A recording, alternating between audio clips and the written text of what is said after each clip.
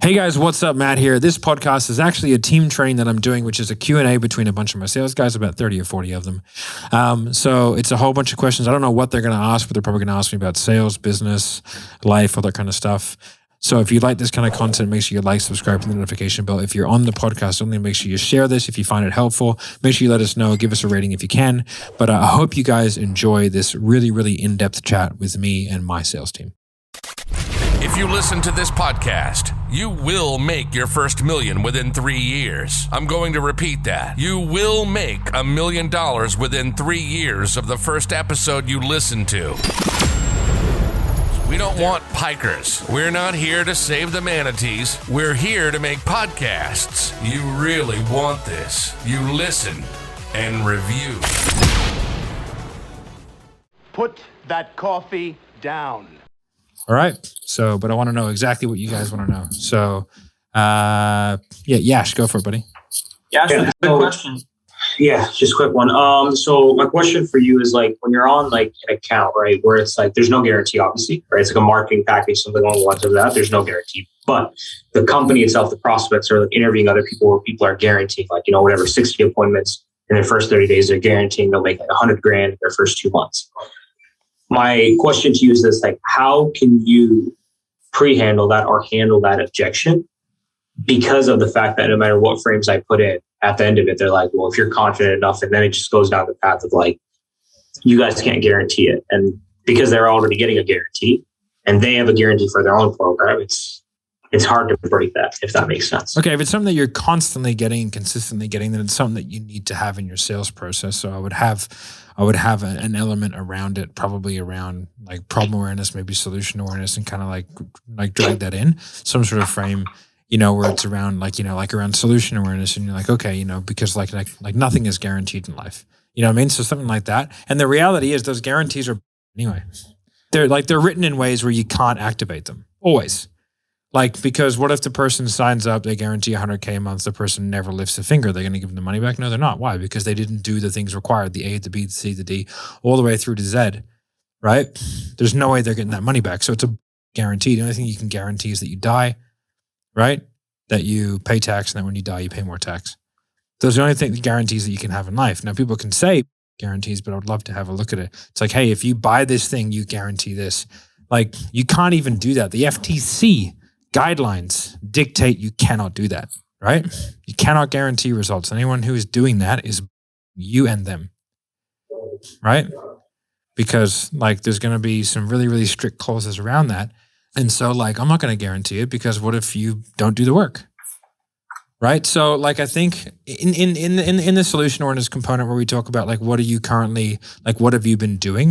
You need to find out if they've been looking at things and what's prevented them from moving forward and all that kind of stuff, and try and get that out of them and have a conscious thing. If they have been speaking to other people, what stopped them from moving forward?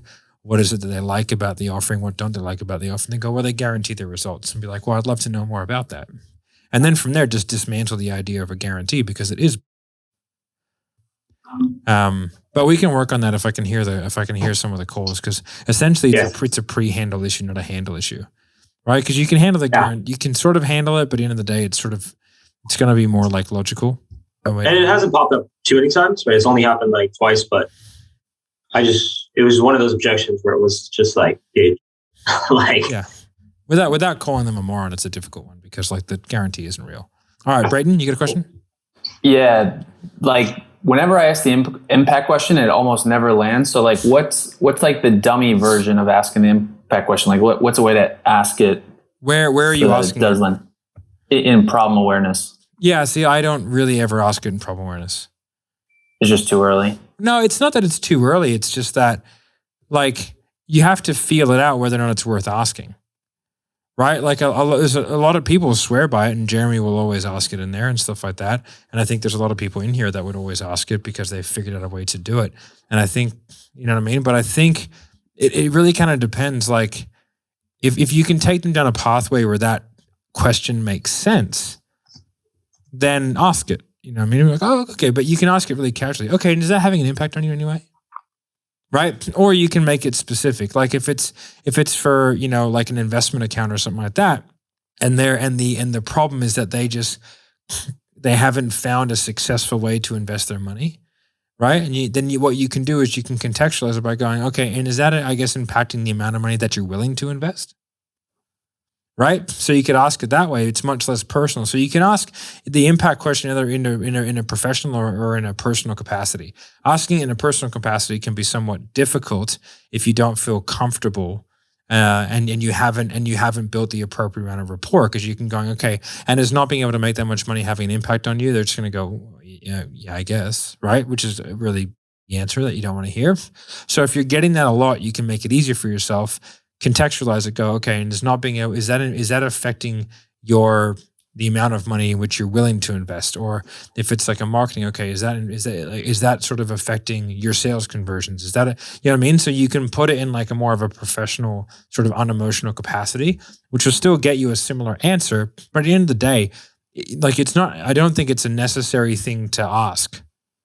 Right? Like if you feel like you can do it and you feel like you've got the prospect to open up and you feel like you're having that conversation, then ask that question. But don't ask questions just because it's there based off the conversation that you want to be having if you're not having it. Okay. That makes sense. Yeah. Usually I'm asking it when I feel like I'm not going, like it's not deep enough. And so I'll try to use that question and then it just lands flat. Well, so that's like, the opposite of really. That's probably the time you really don't want to ask it. Okay. You know what I mean? Just ask a probing or a clarifying question, right? If you don't feel it's deep enough, then ask them a question about what they've just said. Okay. You know, like, what do you mean by that? Okay. You know what I mean? So you can go a little bit down the garden path or just use that mirroring technique. So they're like, yeah, I just sort of, want to be able to make more passive income. You're like, passive income? Right? Like get them to go a little bit further down the path. Then from there uncover it. Then if you feel like it's appropriate, then you can ask the impact question. But if not, just go straight to rationale. Okay. Yeah. All right. Shane? Yeah, my question's about client expectations.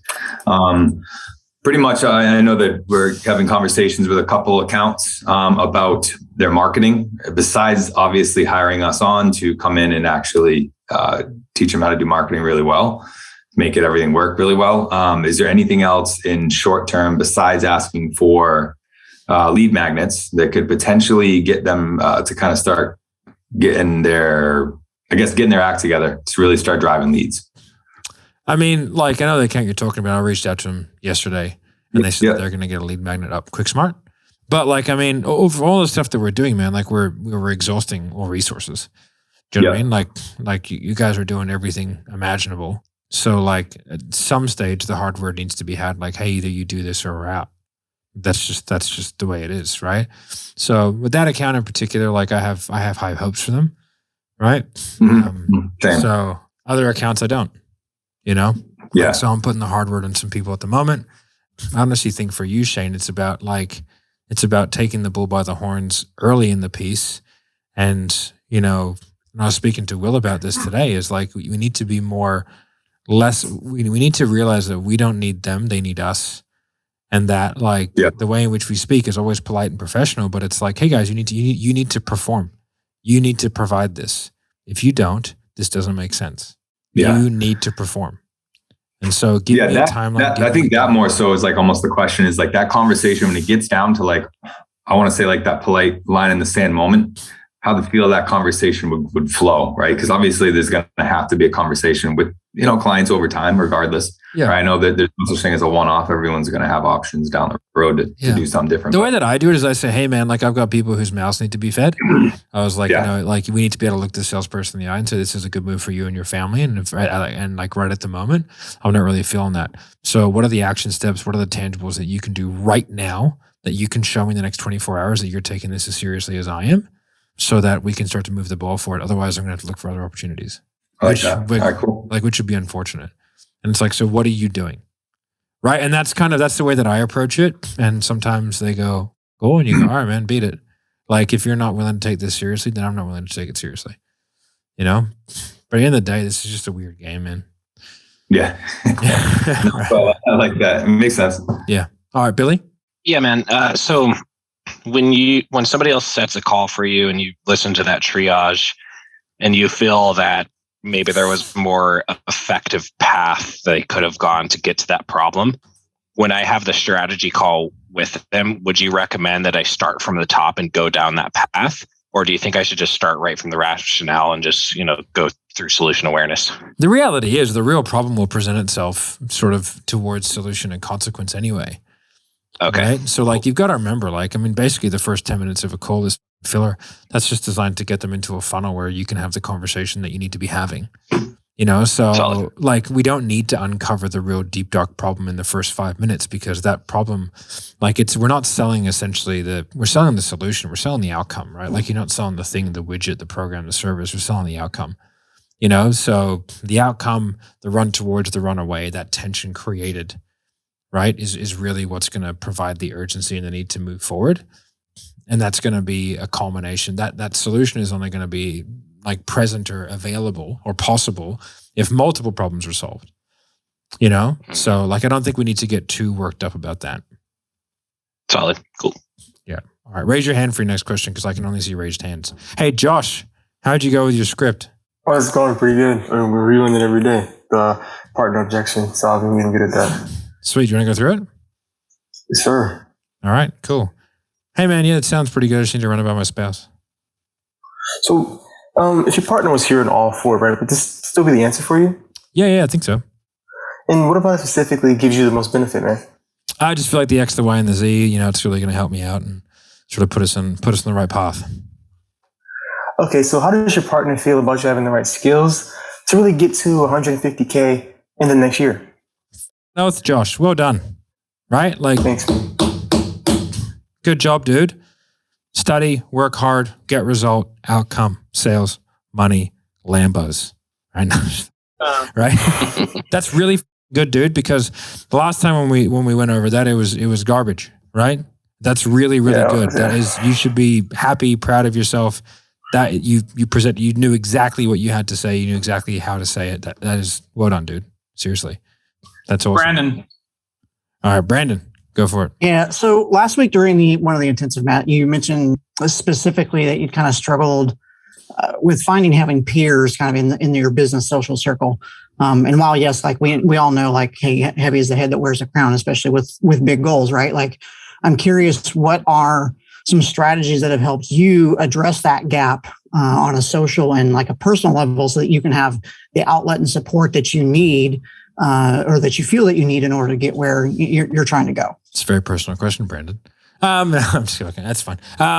So we have a board member, Kim, which is really good. Me and Mark have a very, very close relationship as well. Me and Will, I think I probably, there are obviously certain things that I won't talk about with everybody in terms of business, because just because, sometimes this is not the case at the moment, but just for argument's sake, the captain won't always tell the crew if they're riding into a storm, right?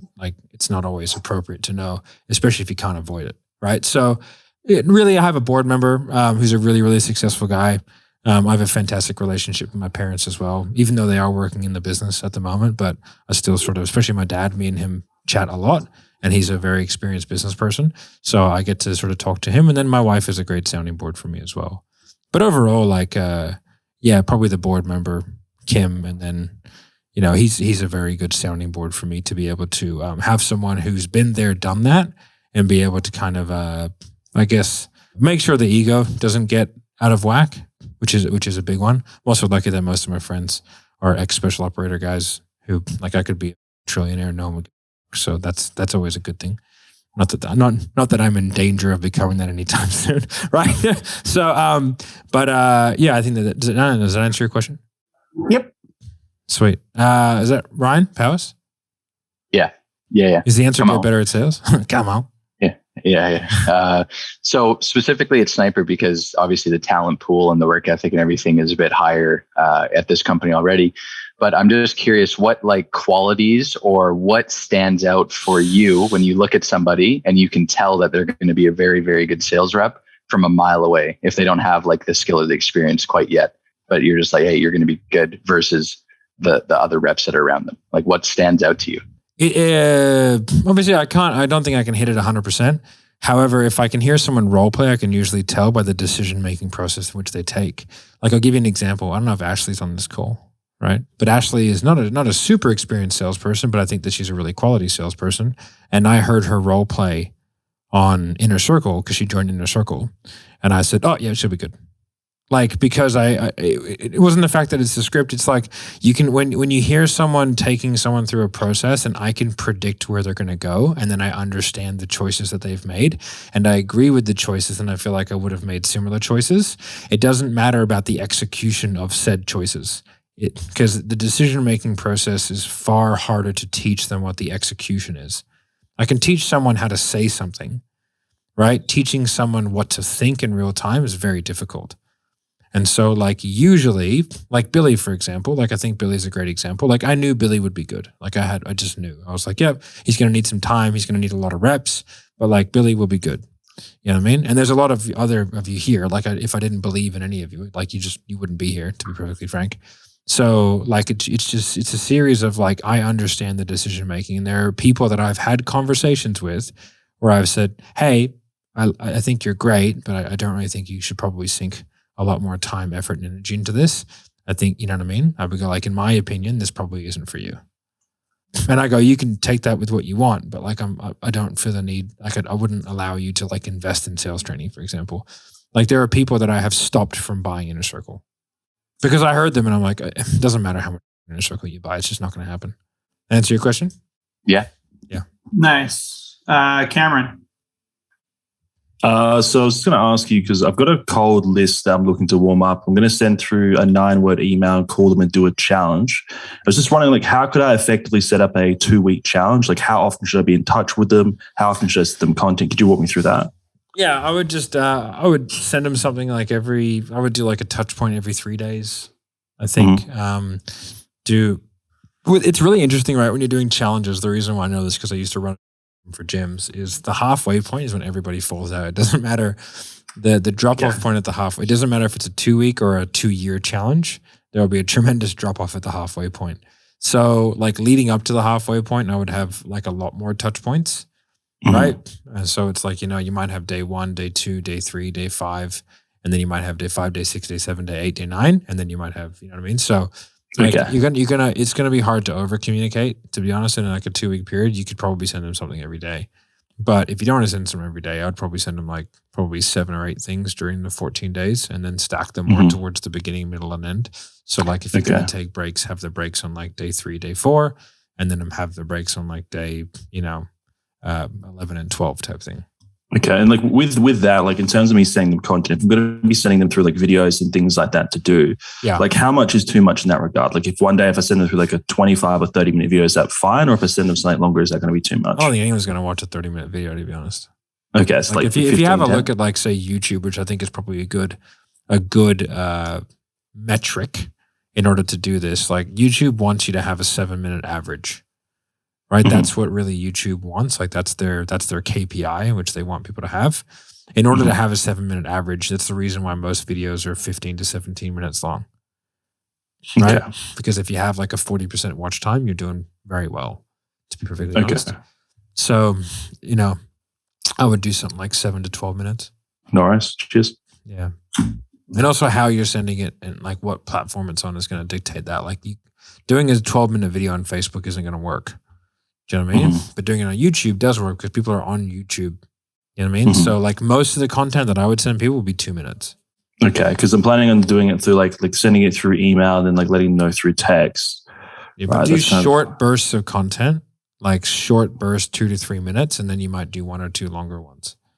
Okay. Right, but if you're sending it to people 10 o'clock on a Monday, like, they're not going to watch a 25-minute video.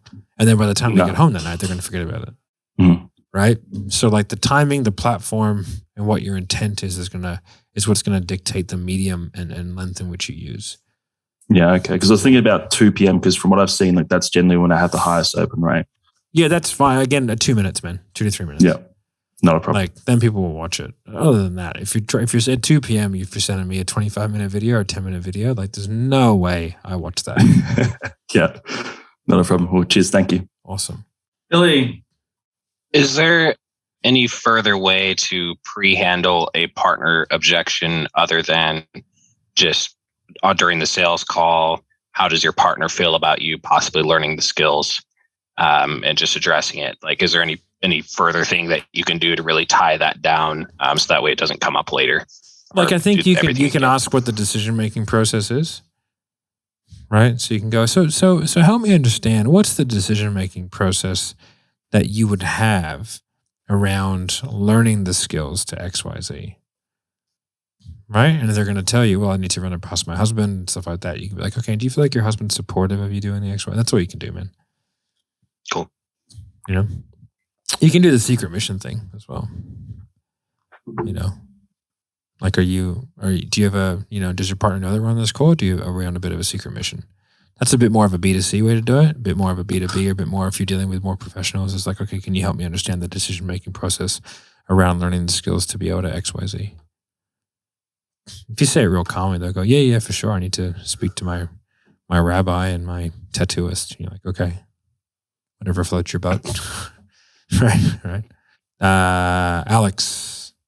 What does if somebody says something that is a clear indicator that a trust objection is going to happen at the end of the call, what does a pre-handle for a trust objection look like? Could you help me understand what you mean by someone who clearly says something that's going to be a trust objection? Like, I've looked into stuff like this in the past and you never know what's a scam and what's not. Something like that. Okay, then you got to address that straight up. Go, okay, well, can you help me understand, like, were you scammed in the past? And they go, well, it's like, I did a program here and I wasn't really, okay. So you got to address that there and then as part of your solution awareness, right? So it's like, what do you think held you back from having success with that approach? Do you know what I mean? Like, because if they go, well, you never know what's a scam, and if they never tried anything, we go, if you've never tried anything, how would you know if anything is a scam?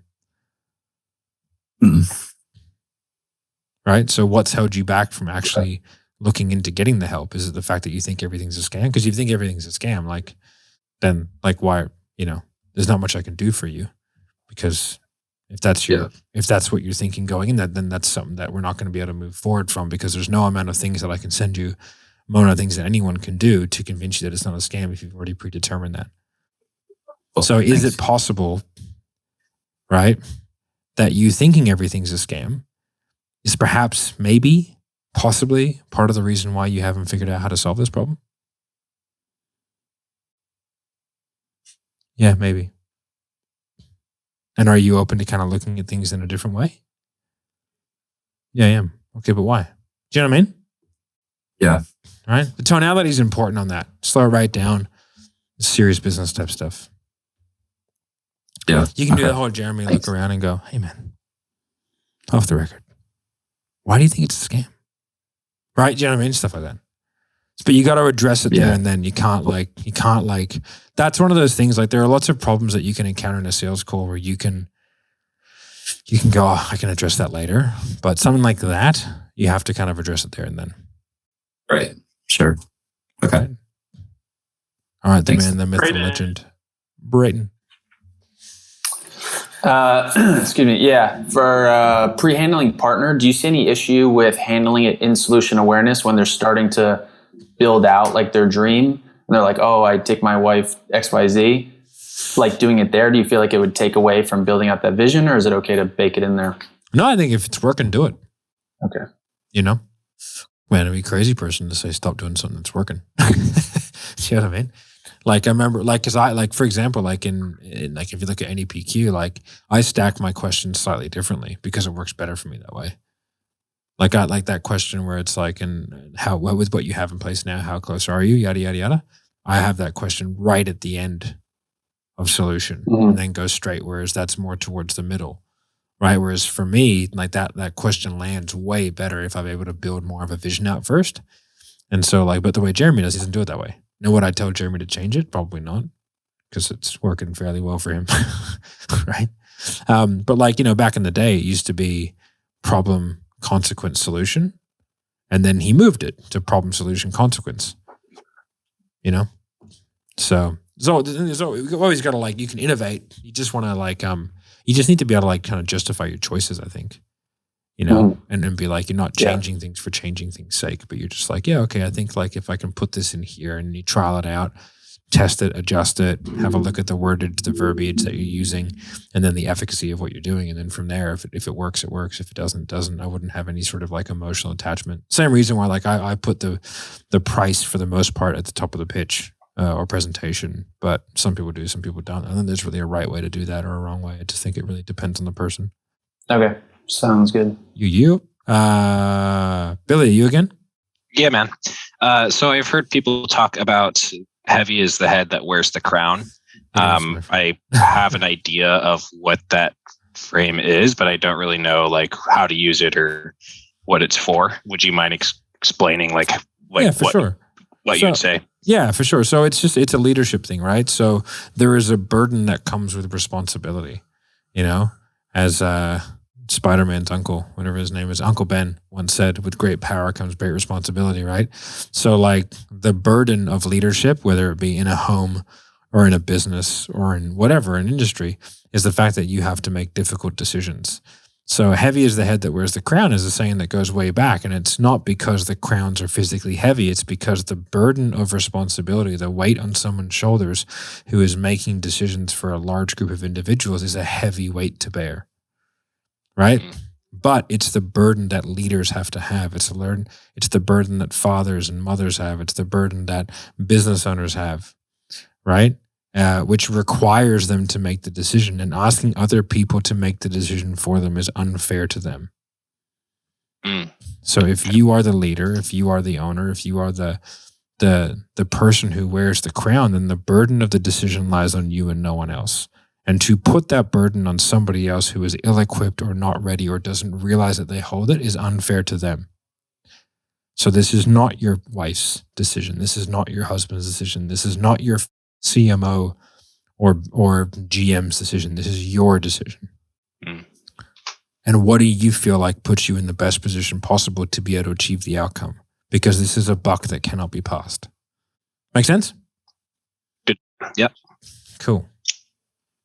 All right, next. I can't see names. I don't wear my glasses. Me. Yeah. Josh.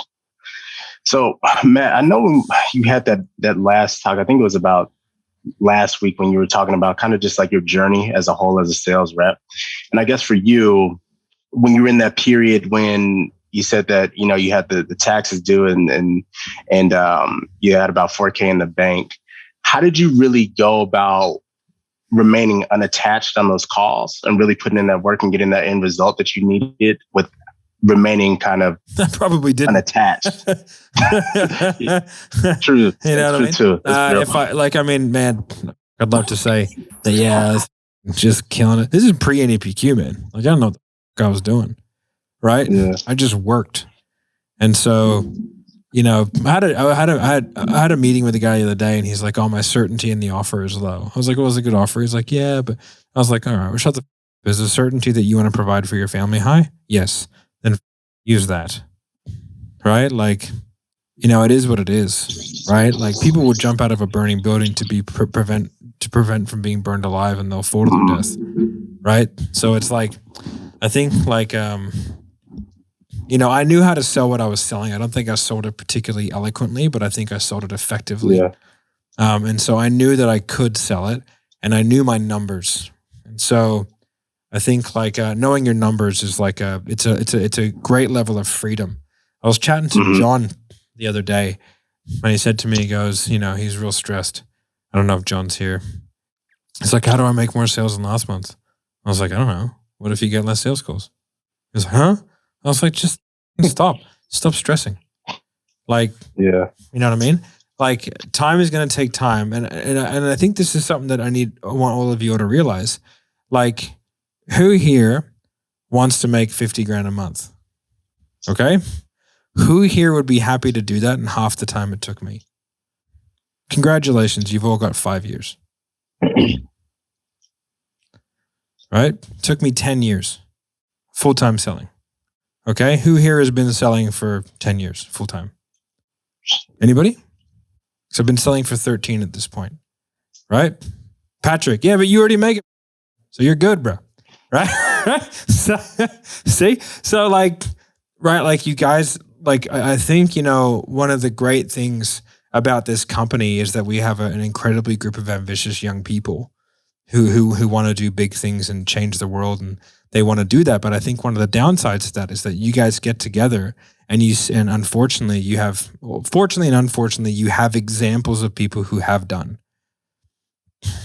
right? But right now, you guys are seeing the product. You see people like Patrick, and you see people like me, and you see people like Marco, and all these people, and like all you're seeing is the final product. You're not seeing the versions of that, right?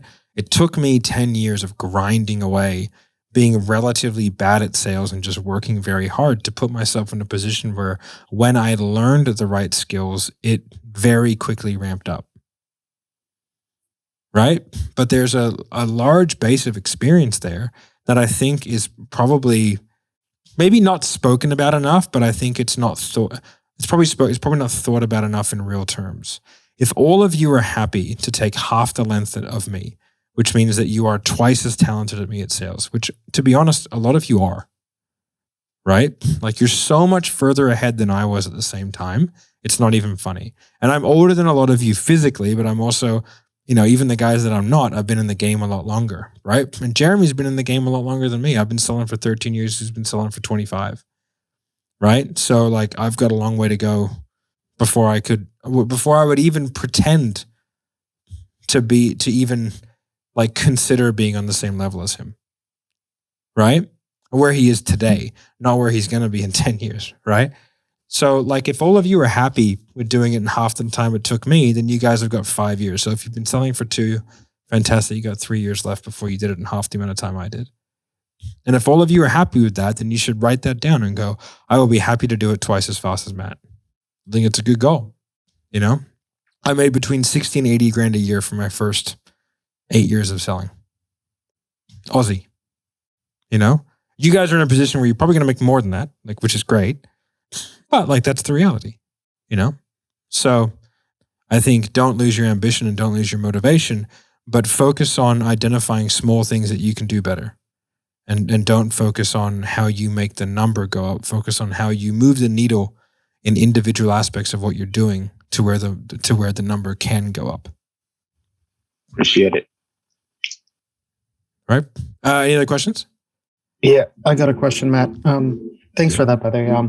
Yeah, it's a topic you haven't covered for a really long time, but non-buyer language, how to identify it with it, especially for biz ops. Oh yeah. I think like, the thing that I always have in the back of my head is that like, if I was going to buy this, right? Yeah. Like, the example that I always give is like the people who like I've gone looking for houses when I was genuinely going to buy a house, and I've gone looking for houses when we were looking at the market because in the next 12 months we were going to go and buy a house, right? Yeah. And if I have a look at the way that I act in each scenario, it's very different, right? Because like, I can be so open and transparent, right? Because I know I'm not going to buy it. So because I don't need to leave any cards on the table. Yeah. Right. Whereas like when I've gone in to actually buy a house, bro, it's like Stonewall. And to get me to open up takes a little bit of skill, because I don't want to give you any leverage, because I don't want you to know that I love it. Right. So that's always what it is for me. It's like when there's a couple more things, like lots and lots of future paced language is a bit of a red flag for me. Right. Okay. Oh. People being overly sharing too much or going down the process too easily is a bit of a red flag for me. And so that's where where usually you'll run into a stonewall is in consequence questions. So you need to make sure that you do your due diligence and solution awareness to make sure that you get enough leverage to where consequence is actually a thing that can be done with any degree of effectiveness. And those are really sort of the things. And it's just like, if it seems too good to be true, it probably is. Awesome. I think that analogy just hit home, because we've been looking at houses for the fun of it. And it's totally different from when we'll be ready to put in an offer. This is where the kids will go. It'll be amazing. And then when you go to actually look, you're like, this house sucks. Look at these floorboards, pieces. Thing, you know what I mean? Like, you're like, oh, the view's northeast, not north. This is right. Like, you have a different way of looking at things. Appreciate it. Yeah. Alex. When you say future pacing language, what does that mean? So it's always like, I will, everything's in the future. So nothing is grounded in reality or today. Okay. Right. So if someone's always like, yeah, man, when I, or like if I, you know what I mean? Like if when they're talking about, like you hear it a lot in problem awareness, because solution awareness is future pacing, but you'll hear this like sort of non-committal future-based language about like, you know, like if their problem is they can't get leads and they start talking about like, you know, when we scale it up to 300 grand and this, you know what I mean? Like they're just talking, you know, that's like, well, we need to ground in reality. You know, like let's talk about the problems that you have today. And those people who like won't address the elephant in the room are people who are like refusing. They're sort of like refusing to admit what's happening, which means that they're not really ready, at least at that particular time, to consider failure, success, all that kind of stuff, because they think that the problems aren't real. So like, how do you deal with that? Do you just like stop the call, have like a come to Jesus moment and try to ground them in reality? Like what's the strategy for that? Like, hopefully it sorts itself out in solution and consequence. But if you feel like it's not, then I would do like a tactical vulnerability story. Okay. Have I mentioned that with you guys for a long time? I don't think I have. So tactical vulnerability for 8 months. Yeah, tactical vulnerability story is something where like you'd use it, where it's a story that you've crafted. So for me, it's usually a story about like the first time. Well, I have not told it in a very long time. I remember it. Do you? That's creepy. No, I'm just kidding. But basically it's a story that's designed to sort of overcome a few objections, but allow you to show your vulnerability to the prospect so they feel comfortable to be vulnerable. Vulnerability is like a handshake, right? Like it has to be, you have to put it out there in order to get it back. You know what I mean? Like, you know, like if someone puts their hand out, I put my hand out and I shake it naturally. If I put my hand out, somebody naturally, just because of social convention, will shake my hand. Right? So it sort of acts in the same way, where if someone's not being vulnerable and you're not being vulnerable because you're the sales guy, and there's really not necessarily a reason for you to be at that particular time, but if they're not able or willing to go to that place, which they need to in order for you to make the sale, because it takes a level of vulnerability to tell someone your goal. That's why they tell people like say their goals out loud, right? You know, I want to lose 10 pounds, whatever, right? Like tell people, post it on Facebook, whatever, because that's vulnerability. It makes it more real. Okay. So if someone's not willing to go there, then from there you can tell the story. So for me, the one that I used to always do, and it's been a long time since I've told this, so it's probably not going to be as eloquent or whatever is what it used to be, but I'll go, hey man, like, let me tell you a story about like when I was in kind of I guess like the journey that kind of led me to be here. And so I used to own a gym, and the gym was in a place called Bonnet Junction, and it's a really, really busy area. There's actually 54 other gyms in the area. Right. And I remember like I was a PT at like a large box gym, and, you know, I'd saved up a little bit of money, and then I was like, hey, if I build it, they will come. Right. And so we built this gym, and lo and behold, they didn't come. Right. I had a stark reality that I did not know how to do sales and marketing. I just knew how to train people, which just really wasn't enough, unfortunately. So we tried everything. Like I handed out flyers. I hired chicks to like hand out flyers for me. I wore a gorilla suit and did free body fat assessments. Right. And so I did everything in my power that I knew I could at the time, because I had a lack of knowledge in the area. And so I saw this Facebook ad, and it was for basically how to generate 100 leads per month in your fitness business. And I was like, well, that would solve, at the time, I thought it would solve all my problems. So I remember it was a free seminar or something like that. And I remember it was at like 9:30 at night, because it was at like it was for gym owners, right? So gym owners don't finish until like 9 o'clock. So it was 9:30. I remember I was tired, right? Just from a whole day of doing stupid stuff, to be perfectly honest. But I was at the gym from like 6 a.m. I remember calling my then girlfriend, now wife, on the way. And I was like, I can't be doing this. Like, it's just another guy trying to flog shit online. She's like, no, you should go. She's like, what? Like, she goes like, what have you got to lose? And I was like, okay. So anyway, I went to the place, sat down, and sure enough, the guy presented a pretty valid argument. He had a lot of case studies, testimonials, and he had examples of what he'd done in his 7 gyms. So I was like, okay, this guy probably knows what he's doing. So at the end of it, they said, hey guys, it's an 8-week course. I think it was like 6,300. I didn't have 6,300, right? But like, we can all get money. Like, I didn't have access to it in cash, but like I could sort of like, I could make it work. And so I left the room. It was still kind of going. I left the room and I called my dad, and I went, hey man, like, this is what's going on. This is what they're asking. And he goes like, well, do you think it'll work? And I go, it seems like it will.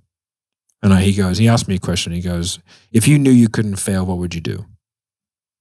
I said, if I knew I couldn't fail, I would do it. And he said, well, I didn't raise you to act as if you're going to fail. I said, okay. So I went back in. I told the guy, I don't have the money now, but I can probably do like a 3-pay. I was like, I'll do this. Like I can put $2,500. I had like 2 credit cards on me or whatever. I didn't ask, I had a business partner at the time, didn't ask him. So I just kind of put it down. And I was like, sweet. And I went away. Next day, I had to have a chat with that business owner, with my co-owner, and go, hey man, congratulations. I've got great news for you. I've signed us up to a program with $6,300. It's going to teach us how to get 100 leads a month. He lost it, to be perfectly honest. And so I sat him down after he calmed down. I said, man, like we've tried everything that we know how to do that's within our power. And I think we have to start doing things in a different way, because all the decisions that we've made up until now has ultimately led us to be in a position where we are imminently going to fail. So like, I don't see any other way. Like I'm just going to dive into this as hard as I could. And it was an 8-week course, and I completed the entire course in 72 hours. And then by the end of that first month, because I had to make a second payment, by the end of that first month, I had learned enough to generate about 80 leads and make about 20 sales. Right? And so I made enough to be able to then pay the second part of the course. And then throughout that process, I became the top guy in the course. And then from there, did a few other things with him. But I learned an important lesson on that day. And it was like, I just had to do what I had to do to put myself in a position where I could succeed. Right? But like, let me ask you a question. Ask a question. Does that make sense? Right? So that story is very specifically written. Right? It is true, by the way, but there's some areas of it where I've emphasized certain things. So it's designed to cut through a lot of objections. The first one is like business partner and spouse, they're gone. Right? The second one is money, because, we can all find the money, right? And then I'll ask for agreements and they'll give it back to me. Right? And then it's like doing something in a different way to get a different outcome. And then what would you do if you knew you couldn't fail, and doing the things required and believing in yourself, right? And by doing it in a story where it's me, it allows them to make themselves the protagonist. And so, like it's less likely, like they're more likely to put themselves in that position and think introspectively instead of me like asking them questions about it. Does that make sense? Yeah, 100%. All right. Is that Lorenzo? Who is that? Who is that with baseball cap on? Josh? Is that Josh Emery? Oh, okay. Yeah, it's me. Yeah. So like looking back, when you look at like sales and like business, is there any like concepts that like that you think like you should like focus on learning like lead generation to help you get better at like selling? Like maybe like studying it, or like maybe like learning it, like any books to look at. That like help you like become even better, like take the one of the things that helped me was learning how to do copywriting. Okay. Learning how to copyright, and John Benson's got a great YouTube channel, right? He has a bunch of free stuff. I did his 3X VSL training years ago, and that really helped me, I think, understand. I think what copywriters do better than anyone else is they understand the journey that someone has to go through where they are going to be in a position to buy, right? And would I change any PQ around it? No, because any PQ is actually basically copywriting 101, right? You have unaware, aware, problem aware, solution aware, brand aware, right? So those are like your 5 stages of how you take someone through, and someone's not going to buy unless they're problem aware, solution aware, and brand aware, right? And so like any PQ has run through a similar process. But I think understanding copywriting is a good one, having a good understanding of how marketing works from a basic level so that you can sort of temper your expectations based off where they're coming in. Like if I'm getting TikTok leads, I would not be frustrated by a high no-show rate with low quality, because it's going to be a high no-show rate with low quality. Right? Like I don't know why you'd be frustrated by that. Even if you have a look at some of the accounts we're on, like Ryan Powers can say, like we have one account where it's a lead magnet and a webinar. The webinar leads are far better. But we need the lead magnet leads for the volume, because we can have outbound and we can create opportunities there, and there's opportunities to be had. Just the sales process is going to be slightly different. So I think having an understanding of how that works and how, sales and marketing isn't sales and marketing. It's just client acquisition. And so the more you can have an understanding about that, I think the more freedom it gives you to be more contextual about things, which I think makes it easier emotionally to deal with the ups and downs because you have a better understanding as to where they're coming from. And you don't just blame yourself. Don't get me wrong. I think sometimes you should blame yourself, especially if you're to blame. But I think for the most part, most of you, at least the ones in this Zoom call, are doing the right things on a fairly regular basis. So, as long as you're doing your things and, like I said, I was pretty rough yesterday, but, if you're not going to ask everyone for a referral, if you're not going to do all the things that I've told you and taught you to do, then it's your fault. But if you are doing those things and having an understanding as to why certain things are happening, I think that just helps you out for the long term and stops you from banging your head against a wall. I can do one more question just so you know. Who's that person that's miles away from the camera? Is that me? Well, I'm getting my hands up. Can you hear me? Okay. It was more about to do with creating urgency on the call. I've been running into a few I'm not ready objections, which aren't based in fear. I handled that side of it, but more just speaking generally to how you go about creating more urgency for them to act. I guess because something I'm always trying to improve upon is maybe my ability to close it on the day in that sense as well. I think if you'd have to have a look at the upstream first, have a look at how much tension is being created in the solution, and also the consequence. Is the consequence being done well? Right? Yeah. Really have a look at that. Am I allowing people to skirt and sidestep the questions that I'm asking because I'm not able to sit there in the uncomfortable silence of asking someone what are the day-to-day ramifications if you never figure out how to make more money? But it shouldn't even be that. It should be what are the day-to-day ramifications of you never figuring out how to, and then you should insert that emotional driver, which you've got in solution, right? So assuming that's being done correctly, right, then it's a logistical thing if it's not fear. So if it's logistical, I don't know what it sort of would be, and potentially that person just needs come to Jesus moment and turning on the evangelist every now and then doesn't hurt, Yeah. Well, we've talked about this specifically as real estate agents don't like to make decisions, period, or they just classic overthinkers. So that's a bit industry specific, but it is how do we, I get what you're talking about is instilling that in the consequence section and just making them sit in a little bit. That's the only thing that I can do. You know what I mean? Yeah. It just depends. Are there any pre-frames that you use earlier upstream from that? Because classic is setting the agenda at the beginning. We're going to make a decision on this call. I'm not saying that's what we're going to do, but that would be that. I think the only thing that I can think of is anchoring it to the thing that I like the idea of, and again, you've sold in that account so much more than me, that I like the idea of is anchoring it against the person who in their office is really successful and the person who is not, and then othering them.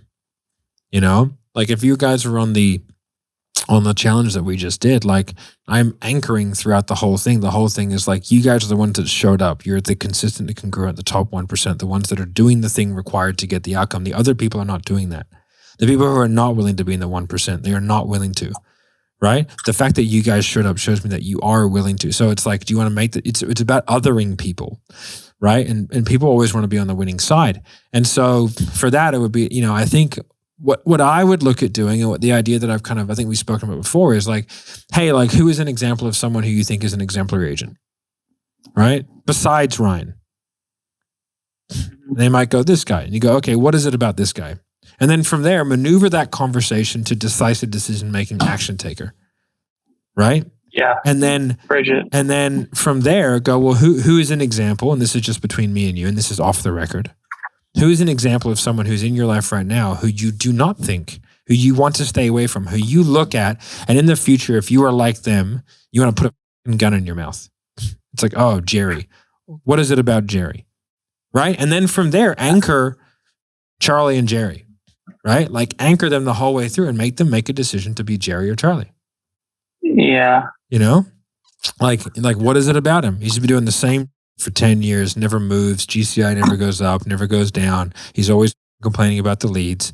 Like that person doesn't sound like someone who gets after it. It sounds like someone who's going to, and you can go, sales guy to sales guy, the guy who goes away and thinks about it. The prospect that never gets back to you, the guy that goes and sees 25 houses but can't make a decision because change is scary. Yeah. Right? And then anchor that and use the fact that there's salespeople to your advantage.